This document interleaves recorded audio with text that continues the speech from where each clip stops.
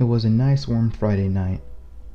The sun was going down ever so slowly, inch by inch, as darkness fills my room.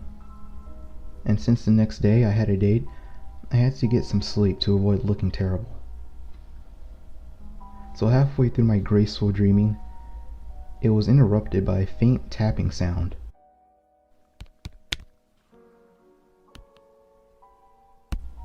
So I sit upright, and my eyes are directly drawn to the window in front of my bed. So I slowly get up to see where the sound was coming from. And sure enough, it was coming from what seemed like my window. Now, since it was dark outside and I couldn't see a thing, I just shrugged it off as a tree hitting my window and hopped back in bed. And not 5 minutes later, I hear the same noise, so this time I jump out of my bed as fast as a drowsy 17-year-old can, and as soon as I get to the window, nothing. Nothing but the sound of crickets echoing in the distance.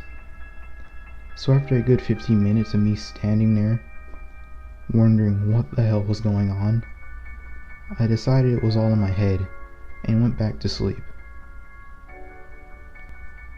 And I shit you not, as soon as I started to doze off, the damn tapping started again. Now at this point, I'm fed up and think someone is pulling a prank on me. So this time, I calmly stand up, this time turning on the lights, and stomp my way over to my window. But halfway there, I realized something. There was something out of the corner of my eye on the ceiling.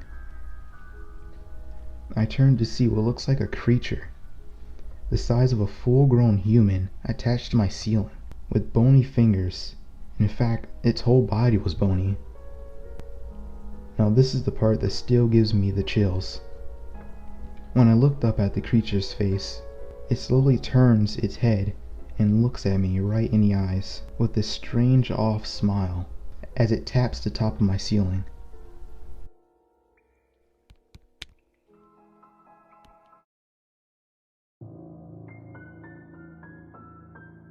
This happened to me around 10 years ago, when I was 6. My mum was out shopping with me, and she had to get a few things. I wasn't hot in the car, so she locked the door, cracked the window a little, and left me with our German Shepherd, Bear. Bear was the sweetest dog ever. My ride until I was 2, and my protective, cuddly pillow until I was 12.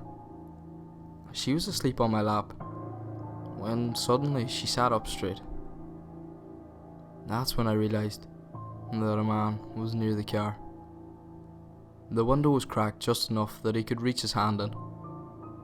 He put it in and tried to grab the door and unlock it. I guess I was at an angle where he could just see me. Our windows were tinted, but the front you could see out of, and he probably didn't see Bear until it was too late.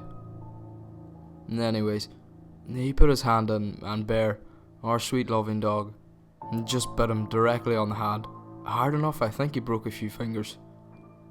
He took his hand out pretty quickly, and then ran off. Bear sat in me until my mum came and wouldn't budge.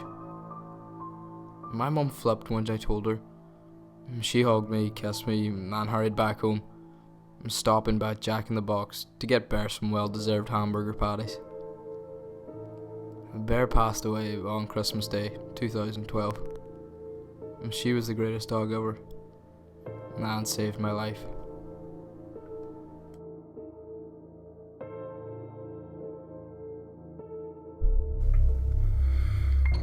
This happened when I was a sophomore in high school. I was 16 at the time and my sister was 15. She was a grade below me. It was the end of summer and we were just starting school again, which meant all the summer and fall sports were starting. I played football and my sister Sarah played soccer. The season was just starting and we had practice. No actual games for another month. It was a Friday after school and the coach let us off football practice early that day. It was nice of him considering the day before we had a double practice, which almost went until sundown. I checked my phone and saw that it would be still about an hour until my mom came to pick us both up. Even though I was 16, I still didn't have my license yet. Once the coach dismissed us, I went to the locker room and changed, then packed up all my stuff. I checked my phone again and saw I still had 40 minutes left to wait, so I decided to go sit and watch my sister's practice. There was a girl that I had a crush on who was on her team, so I didn't mind watching practice every now and then because I managed to get a few words in with her after they were done. The practice wrapped up and the girls' soccer coach called the team over. He briefly talked about practice schedules and other various things. I didn't pay much attention until he called another man over. A guy got up off the bench who was only sitting about 10 feet from me. I assumed he was a parent, but the coach introduced him as a new assistant coach for the team. He was a normal-looking guy. The only thing that seemed misplaced was how he wore a big, gaudy gold ring with a massive ruby in it. Probably a class ring. Everybody welcomed him. I didn't pay much attention until I noticed something. I noticed how he was looking at Sarah. The look in his eyes was something I'll never forget. It was the same look as how my friends would look at the girls they liked. A look of love, I guess, for lack of better words. I didn't like this, especially considering this guy was probably in his late 30s or early 40s. He just stared at her the entire time he was standing there, barely blinking. Soon the coach told them that they could leave and everyone dispersed. Sarah made her way over to me to sit and wait for Mom. "How did practice go?" she asked me. "It went good. Coach let us off early, hence why I'm here." "Who was that guy standing with the coach?" I asked her, nodding in his direction. The guy that was standing with the coach was talking to him and trying his best not to look over in our direction, but was failing miserably. "Oh, that's the new assistant coach, Robert. He seems nice," Sarah told me. I didn't say anything about him staring because maybe I was wrong and I didn't want to freak Sarah out. A few days passed and I kept my eye on the assistant coach. I noticed he would pull Sarah off to the side quite often during practice. He seemed quite hands-on with her while he coached her. I was beginning to grow uncomfortable, and that reached a peak when a couple days later my mom came to pick me up. I got in the car when she pulled up and started driving away. "What about Sarah?" I asked my mom, and she told me that Sarah was staying after with Coach Robert for extra practice. When we got home, I decided I needed to mention something to my parents. I explained to them about how the coach would single her out and the look he got when he saw her and that it was weird. They both laughed and brushed it off, my dad telling me that it was good that I had such an instinct to protect my sister, but there wasn't anything to worry about. With my dad's reassurance, I got a little more relaxed, but still kept an eye on her as often as I could. It wasn't until one Saturday that I started getting concerned again. Sarah got home from the mall and we were sitting down for dinner. My mom and her were talking about shopping and the new dress she got when Sarah said, "Oh yeah, I ran into Coach Robert at the mall. He bought me a pretzel and offered me a ride home."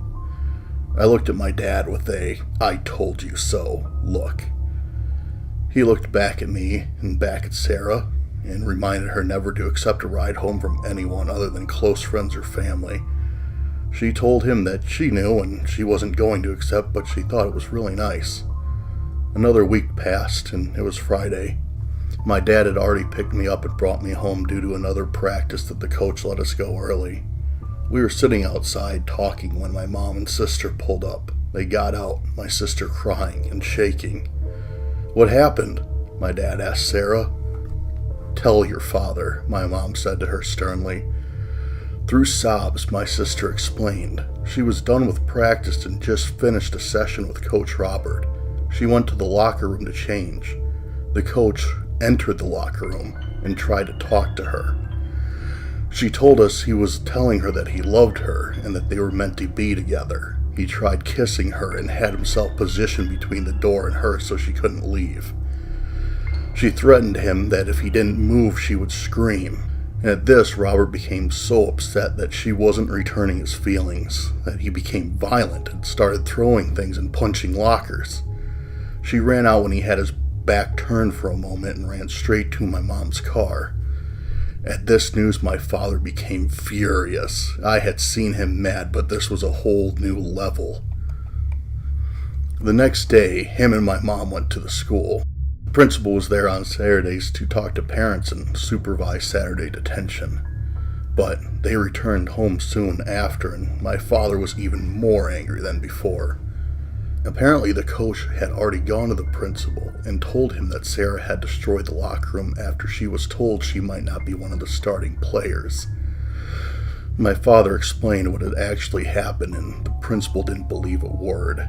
He instead suspended Sarah for the next week for the damages.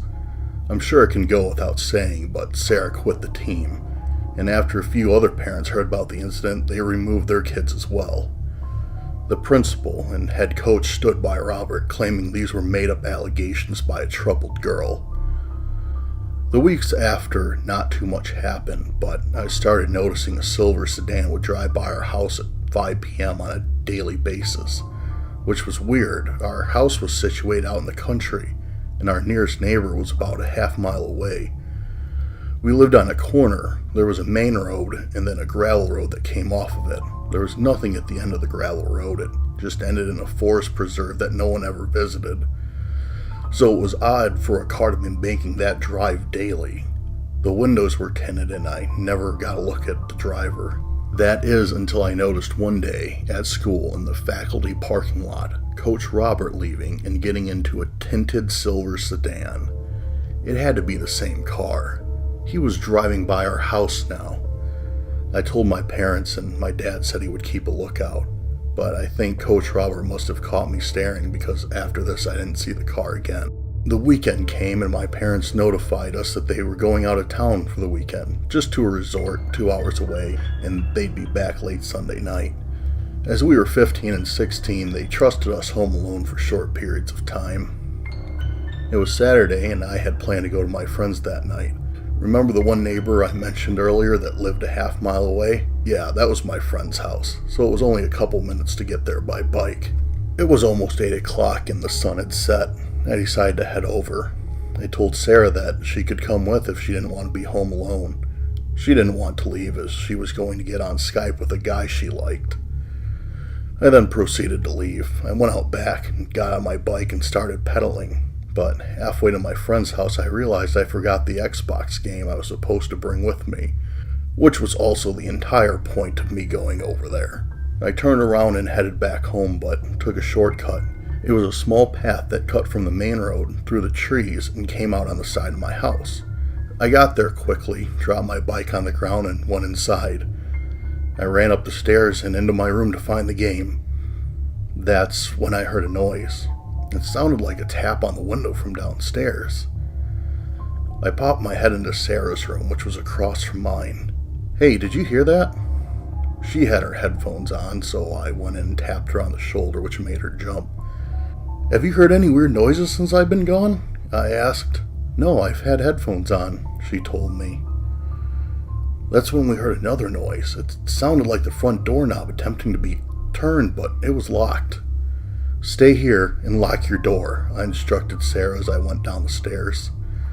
I can't lie, I was scared. I'm a pretty big guy for my age, but I had no idea what or who I was going to be facing, if anyone.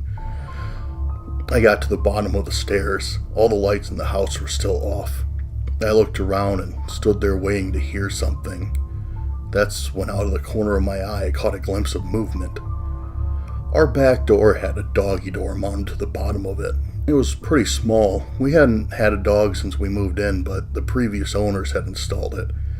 And it would be more work to remove it and fill the hole than dealing with the occasional squirrel that managed to find its way in.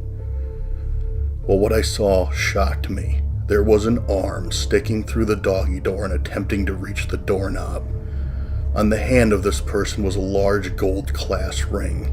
It was Coach Robert. I moved as quickly as I could across the kitchen and grabbed his arm with both of my hands. He jerked back and tried to pull his arm out, but couldn't get very good leverage with the awkward way his arm was stuck through the doggy door. I held on with a death grip. I yelled for my sister, who came downstairs. She flipped the kitchen light on and screamed when she saw what was going on. I told her to call 911, which she did immediately. Hearing this, Coach Robert started squirming around more, and I was starting to grow tired holding onto his arm, but I knew if he got away, he would be free to do this again.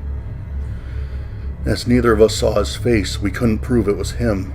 That's when I saw it, my solution, sitting on the counter. "Sarah, hand me that knife," I yelled to her. The coach stopped moving for a second as he comprehended what I had just said and what that meant. No, I'm sorry," I heard him say from behind the door.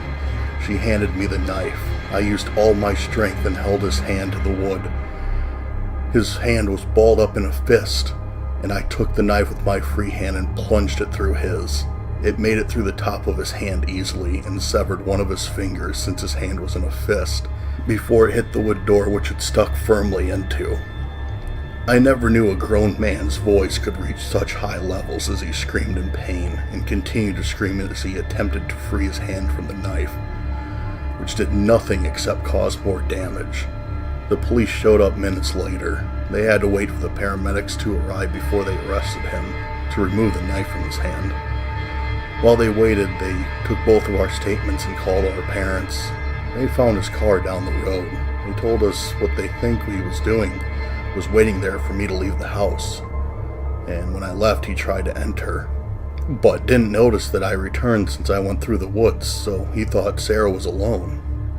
Coach Robert was soon tried and quickly convicted of stalking, endangering a minor, attempted breaking and entering, attempted burglary, along with another dozen charges. The judge who oversaw the trial had something similar happen to one of his kids, so he had no leniency. The principal was also fired by the county school board and replaced. He was also fined heavily for neglecting to do his duties and refusing to investigate the incident when my sister first reported it. Coach Robert was sentenced to 20 years with a possibility of parole in 10. We have since moved states, and the police say he will never attempt to contact us again when he gets out.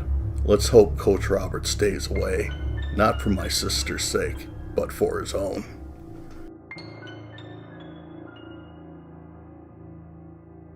I have a story to tell you, but I beg you not to read it. Please, don't. I know it sounds stupid, but by the time you understand why, it will be too late. I know this will not deter many of you, but without this simple warning to ease my conscience, I may not be able to go through with this. And I desperately need to go through with this. Let me start at the beginning. I have an old friend, Joe, who I've known since grade school. I'm in my late 20s, so is he, and he's been my friend for at least half of that time. I'd say that we knew each other pretty well after all of that time. This may seem irrelevant and uninteresting, but I have to stress this. I know him, and I know him well. What he did was... it was nothing he could have done without someone outside influence. On the night of Friday, January 23rd, I was driving to his apartment to pick him and his roommate up. We made plans to go out, hit a couple of bars, and generally have a good start to the weekend. When I arrived, there were a number of police cars and ambulances outside the complex. I was, of course, curious, as I, like many people, rarely see such sights.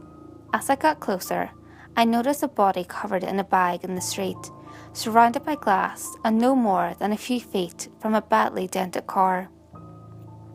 I'm rather horrified, coming to the conclusion that someone was hit by a car and killed right outside the complex. As I finished gawking, I made my way inside and up the stairs to the 3rd floor. That's where my friend's apartment is, and that's where I found it wasn't a simple accident. The police were upstairs as well, talking to residents and tipping off one of the apartments. My friend's apartment. Panicked, I asked one of the officers what happened. My friend's apartment was taped off. I told him I was supposed to be meeting them for drinks and asked if they were okay. The officer told me that it appeared that Joe had butchered his roommate with a kitchen knife and thrown himself through the plate glass sliding door into the street below. I was a ghost, shaking so badly I could barely answer the simple questions the officer asked me upon finding that I knew the victims. My mind couldn't process it. I knew him. He'd never do such an atrocity. It didn't make sense. I made my way back to my car in silence and drove home as low on autopilot. I couldn't get the shock of it all out of my head. My wife asked me what happened and I explained it to her. She was shocked as well, but she didn't know him like I did. I told her I needed a bit of time and went to my room. She let me be. Lost. I found myself at a computer. I'm not really sure why I did it, but I found myself checking his email. I know the passwords he commonly used, so it was hardly an issue to find the right one. I thought perhaps he had friends online who I needed to tell, or maybe I thought I'd find a window into what caused this. I really don't know. If I knew then what I know now, I would have never done what I did. I scrolled through his inbox, looking for familiar names. Joe, I, and several friends kept in touch online, and I instantly recognized several of those names in the last few days.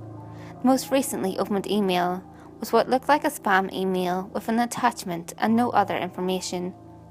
Curiosity got the better of me, and I opened it. The file itself was a picture, named nothing but a seemingly random string of numbers. It was simply a man, seemingly normal at a glance, but the longer I stared at it, the more disturbed I became. He stood staring with a grin, sinister and unsettling, with eyes that were both vacant and focused at the same time. That terrible grin seemed to widen the longer I stared, and for minutes I was fixated on that horrible face, eyes burning as they stared back at me with equal intensity. Finally, I tore my gaze away to find the only other thing in the email, a single word, a word I can't repeat. Not yet. I need to tell my story. I couldn't take the sight of it anymore. I had to close it. The face was still looking at me. I swear, I could still feel his grinning stare. As I went to log out of his email and put the horrid thing out of my mind, I noticed the time had arrived. January 23rd, 5:35 p.m. We were supposed to meet at 6. He likely saw this less than half an hour before he died. For the next several days, I tried to get it out of my mind. I attended my friend's funeral. I tried to go on with my life, but I kept feeling uneasy. Every time I closed my eyes, I felt like someone was watching me. At night, I started to have unsettling nightmares. I couldn't remember much of them when I awoke, but they all had the same elements. That horrible, grinning man. Blood, violence, and death. I couldn't get a good night's sleep. I was struggling at work. I kept feeling tense and on edge. I needed to know what was going on. It was hard to really know what to look for at first. All I had to go on was that image and the single word that accompanied it. Grinning man. It's hardly a descriptive search, and haunted grinning man, or cursed grinning man, wasn't really any better. Still, I did what I could with my limited resources. I actually found a reference to it, or what I thought was it, on a website dedicated to conspiracies and paranormal things, and other things that normally dismiss as utter bullshit. Still, this was natural, and I was willing to try to open my mind to any explanation, since this seemed to defy anything conventional. What I uncovered about this grinning man was that it was an image that seemed to circulate among image boards and forums a few years back. The article said the picture was harmless, if not a bit creepy, though I strongly disagree on the term "a bit." But it seemed that something about it, when coupled with a keyword that was unknown, could trigger extreme psychotic bouts, irritability, nightmares, and hallucinations. It seemed so utterly stupid, simple text and pixels causing such harm. And yet, I was sitting there, realizing that I was experiencing those same nightmares, irritability, and hallucinations. Joe obviously experienced this psychosis, evidenced by his sudden murder-suicide. I was stunned. I thought it had to be a joke, some kind of bizarre hoax, but I knew there was more to it than that. I knew what I was feeling, and I knew my friend. That picture and that word. It had to be the key word. What triggers everything? Oh God, was this going to happen to me too? Was I going to kill my wife and then myself? I started to panic, but my rational mind won over. If it was just paranoia and hallucinations, this couldn't hurt me, right? They only had power if I gave them power. I decided that I would end this, put it out of my mind, rationalize it away each time I felt it. That would be the end of it all. As much my rational brain helped me through the day, it couldn't protect me at night. My dreams continued to degrade, ending in me waking in the middle of the night, cold sweats and heart pounding. I started taking sleeping pills, though I refused to tell my wife. I didn't want her to worry, though I knew she could tell something was wrong with me. The pills did nothing, though. In fact, they seemed to make my dreams more vivid. I could remember everything when I awoke. Every horrible, bloody detail. That grinning, inhuman face. I found I started sleepwalking. First night I woke curled in the bathtub, then in the kitchen. 3 days later, with a knife in my hand and the bloodied remains of our black lab at my feet. I can't even remember the next things that happened after that. I know I cleaned up our dog, hid him in a trash bag, and said he ran off in the night and got lost. I was terrified. I had no idea what to do. I tried to medicate myself heavily. I locked up all the knives in the house. My wife knew there was something terribly wrong, but I refused to say anything. I don't even know if I could at the time. The only thing I can still remember clearly was the dreams. I was irate and easily spooked at the littlest of things. I thought it had to just be my nerves from all of this and lack of sleep. But I remembered my friend, the website. I knew I was getting worse. The thing I remember most about the dreams, aside from that horrible grinning man, is the emotions. I felt each death that was inflicted in the dream like it was real, like it was my own hand disemboweling my friends, my family, and random strangers against my own will. Like each death, each vision of terror he showed me was not just a vision, but my own work. Each horrible death in the dream made him grin a little wider. He wanted me to snap. He wanted me to become exactly what he was showing me. He wanted me to become him. So, I come here to tell you this because I'm desperate. I need help. You see, I can't bear the thought of harming my wife, the woman I love most in this world. Yet, I know it's inevitable. He's always there, watching and grinning, knowing I'm close to breaking, and nudging me ever closer to the edge. I know what he wants. I can't let him have it. I don't know any other way out. I'm reaching out to you in hope that he'll leave me alone. Maybe if you, the careless reader who I warned away, will give him what he wants, he'll let me be. I have to try. I don't know what else to do. I'm so sorry. I hope you can forgive a man for acting in desperation.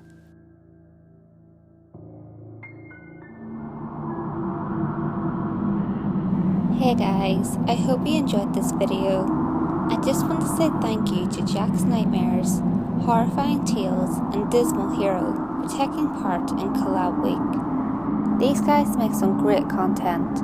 I'll leave a link to their channels in the description below so you can check out their channels, and make sure you click that subscribe button while you're there. If you enjoyed this video, give it a thumbs up and share it with your friends. You can also leave a comment below. All feedback, good or otherwise, is always appreciated. If you have any creepy stories of your own, or have any topics that you would like me to cover, feel free to send them in via any of my social media. You can find all links to my social media in the description below. Until next time guys, make sure you lock your doors, stay safe, and I'll see you next video.